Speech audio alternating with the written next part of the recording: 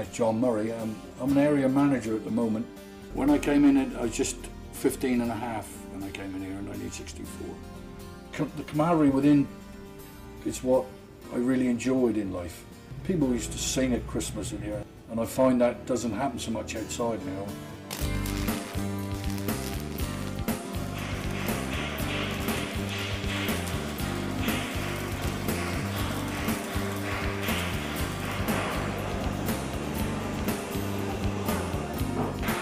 My position here is an area manager, which involves entitled on ships, mainly with the steel work, but sometimes I have to deal with many functions of the ship, the pipe work, and whichever comes to mind in that area which we work in.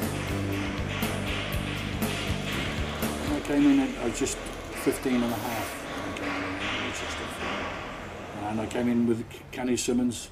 We were welder apprentices together. And I still remember the first day we came in and we went to the welding academy, what we called in those days. And that's where you spent your first 6 months learning the ropes and getting a feel for the job, you know. Yeah, my father, brother, older brother, and well, two brothers actually worked here. And it was like a lot of families worked in the yard. It was a sort of tradition, really. If your father worked there, the sons worked there, and many of, you know, like there is today, there's still a couple of us left that our fathers were here previous before we were. My father was a boiler maker and used to repair the boilers. A dirty, arduous task, and that's why they call them black agate. The soot was, and the sulphur, and it was a really dirty job. But they were rough men, and they were rough times, I think, after the war. You know, the jobs were much bigger, and you know, huge jobs. And ships were completely replated on sides, and it was, nowadays we're into a lot of MOD work, Ministry of Defence work, but mainly we deal with commercial shipping, like this gas carrier we have here. We have no there's no honeypot here. There's no rich entrepreneur going to pump millions into this place. What we make as a company, we tend to throw back into it.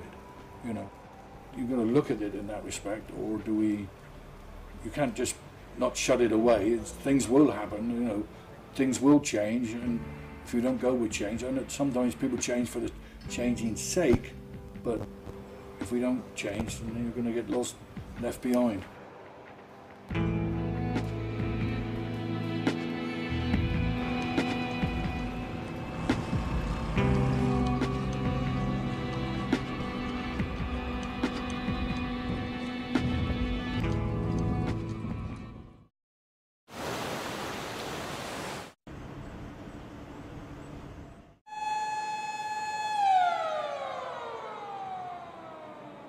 Roger's the kind of guy he'll do anything for fun. There's no shame in him. You can't embarrass him. You can't shut him up once he gets started. He's just got a good sense of humour, and I don't think he realised that until we sort of extracted that out of him by really taking a mickey. I know he was originally born in Leicester, and his mum and dad moved down during the war, and they had nothing. He had to live in a squat. I think he started here when he was about 16. He's come from another department. He got put with us sort of 10 years ago, and somebody gave him the name Bonehead. And I think secretly he kind of likes it. You know, it gives him a bit of identity. He's not just another person in the shop. He's actually a character, probably one of the main ones now. Once it sort of took off, you know, and people were knowing Roger as Bonehead, and we had him dressed up in different things, and I mean, playing pranks on him. We put him on the internet. You know, we had him on Bebo, on MySpace, Facebook, and people from all the world loved him. You know, he's got fans in Israel who we sent T-shirts to, and Kansas, Kentucky, Iowa. They can see the sort of humour that comes from him, you know, and the fact that he's game for a laugh and will do anything. They love him. You know, I would never say it to him and admit it, but he is a real funny, nice bloke, you know. I would never say that to him, of course.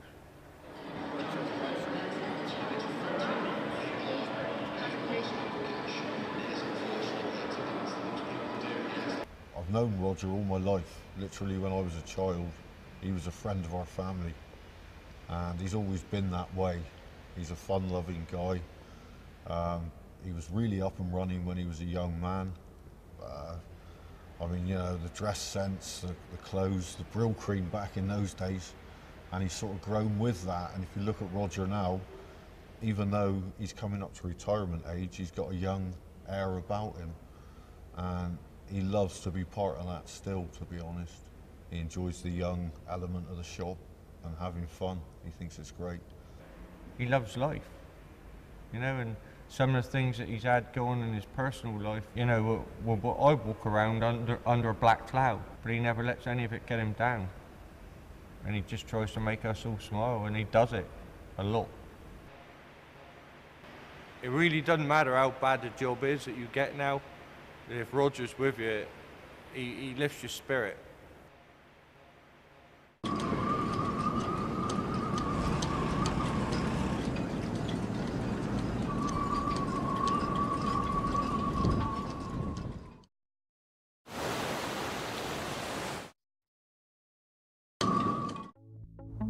The docks are built at Falmouth because of the steam packet ships that needed a wharf. And of course, Falmouth being the third largest natural port in the world, it was very beneficial for us to come in here off the channel, because within seconds we're in very deep water. The foundation stone was laid within the first month of the yard actually being opened, but unfortunately it's been lost. It's over around the eastern breakwater somewhere, as far as we know, but unfortunately we cannot find it at the moment. But it was something that I would like to be able to be found at one time, and we would like to have it very near the gate so that people can actually see when the yard was actually formed. I served my time in the fitting shop in the 1950s, and of course there was on an average each year of 15 or 16 apprentice boys from all walks of life. Because if you serve an apprenticeship at the Falmouth docks, you can go anywhere in the world and work. The skill of the workforce here are second to none. Wherever you find an engineering shop, you will find a Cornishman, and basically coming from Falmouth. Working as a team in a shipyard is such an attribute, inasmuch that we all rely on each other, and this is the important factor of working in a shipyard, because industry is such a dangerous affair, and the comradeship and the friendship one develops an apprentice boy stays with life. My great-grandfather worked at the docks. He was one of those who helped to construct the wharfs, and they were done with pitch pine in those days and very hard wood. My grandfather worked 7 days a week on an average of 12 to 13 hours a day, and he was shipwright foreman for the whole duration of the Second World War, which Falmouth was very involved in, because the ships came in that were literally on fire or had hit a torpedo or been in collision or gone aground. My brother and I would notice that when they caught us hold or caught hold their hands was always rough, but they had a lot of power in their fingers and their muscles and their arms, because it was a very heavy manual type of work, ship repair then. Yes, I've got very fond memories of this yard. I have a big family commitment here. It has always been the centre of Falmouth, and I sincerely hope that it always will be.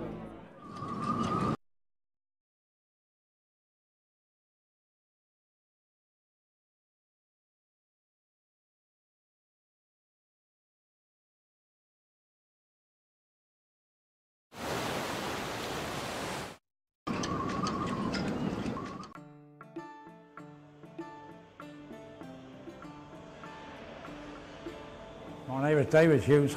I come from Falmouth, and I started working in this dockyard in 1961. I'm Stephen Anair from Penryn in Cornwall. I first started my apprenticeship in 2004. When I was about 13 or 14, we applied through the normal channels And because I had a father and 2 uncles in the yard, it was a natural thing to do. My apprenticeship lasted 4 years. The first year we had to go to college for 5 days a week to get our MVQ out of the way. And then as the second and third year we went to college 1 day a week to do an MVQ3. We had one choice when I was young, it's either the docks or the building trade. There wasn't much else around in those days, but the docks was the main thing. The majority of boys my age wanted to come in the docks because it was the docks of those days, that was 1958, 59, they were booming. And there was plenty of work, there was people earning reasonably good money. So that was never going to last forever, but at the time it was a good thing to do. I've always been quite interested in ships. I've grown up around them, and it seemed like quite a prosperous job to go into, and something that would be quite interesting to do. When I started, there was about 20 boilermaker apprentices, and the iron yard was split into various sections in those days. We had plater apprentices, welder apprentices, riveter apprentices, caulker burner apprentices, and in total there must have been about 50 apprentices in the iron yard when I started. In the 60s, I think they employed 100 apprentices, and as the years have gone by it's got less and less, and now they employ 10 apprentices every 2 years, and there's 2 of us left now, I think. We're the last 2 as far as I know. It's the future is the thing that bothers me, because we're gone from quite a big dockyard to a much smaller one, and we're being gradually squeezed into a smaller space. I think there'll be a dockyard here in the future, I do. But whether it'll be the size it is now, with the amount of men it's got now, I don't really know. It's quite difficult to say where the future of the docks could be going. I think it could go one of 2 ways, really. It could prosper and become bigger than what it is already, or things could go wrong and perhaps they might change what they do here. I must count myself pretty lucky, you know. I've made a good living out of it, which is the main thing. I brought up a family on it, and I'm now looking forward to retirement, so I haven't done bad, have I? Yeah, you learn a lot from the older people. It's more like the real older boys than the younger people as such, but you learn something every day.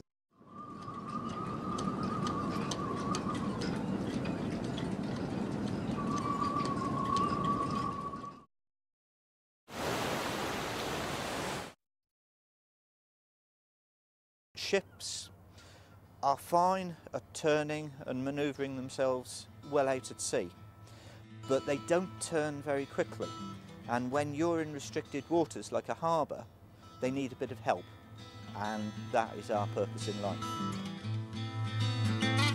Conveniently, we'll be towing ships during the ordinary working day, but quite often we'll be towing ships in the evening, middle of the night, early morning, or again, as I say, daytime, which is more convenient for everybody other than the shipyard.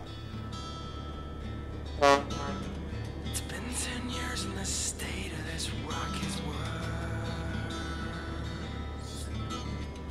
One mistake and we're all on our faces again. It's a very different job at night. When you look around a harbour at night when you're working, you haven't got as many things that you can see visually with the same clarity. If we were doing the same job every day, life would get boring. But that's one thing you don't get with tugs. you don't get repetition the same way. Yeah, John, we're on our way down now.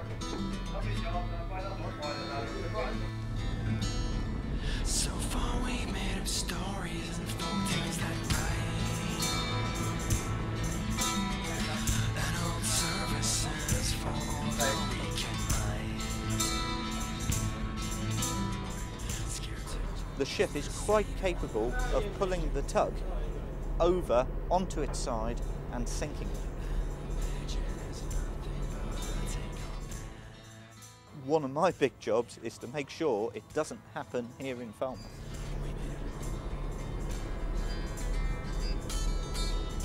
A definite plus for Falmouth, for a cruise terminal in Falmouth. It'll complement the docks, and you've got the knock-on effect then of the money supply coming into the economy that will help the hotel trade, the holiday trade. It'll help the whole of the southwest having a good, healthy cruise terminal in Falmouth. If you don't have the docks providing that money supply, the whole of the town is going to suffer. And for anybody who enjoys small boats and also ship handling, this is a wonderful job for them. The start of the biggest things in this world are from the smallest things. Now long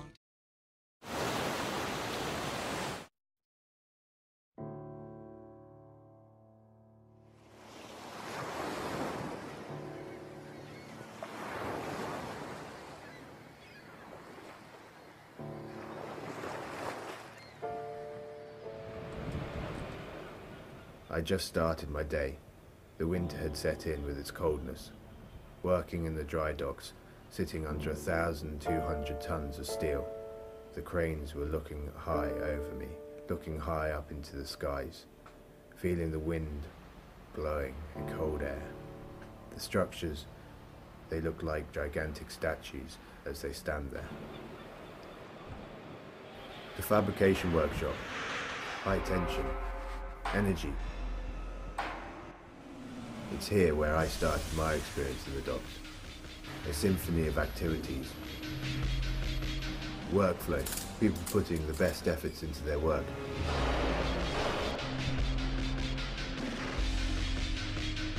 Hammering, shouting, welding, mixed together to an industrial piece of art.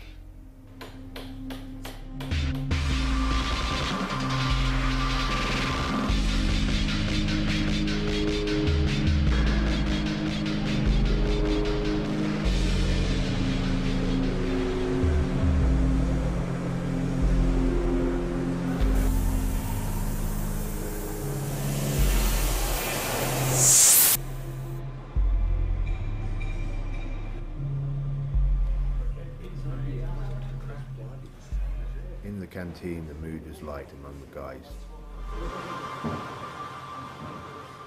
Time goes by, and lunch is vital to keep up the hard work. Outside, the sun was rising. Hard work continued, movements all around. In the heights and in the depths, I worked my day around the docks.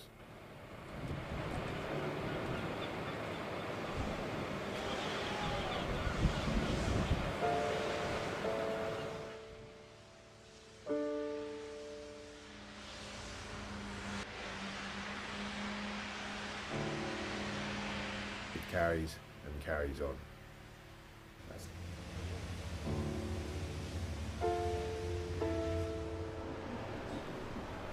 As my day came to an end, another shift begun.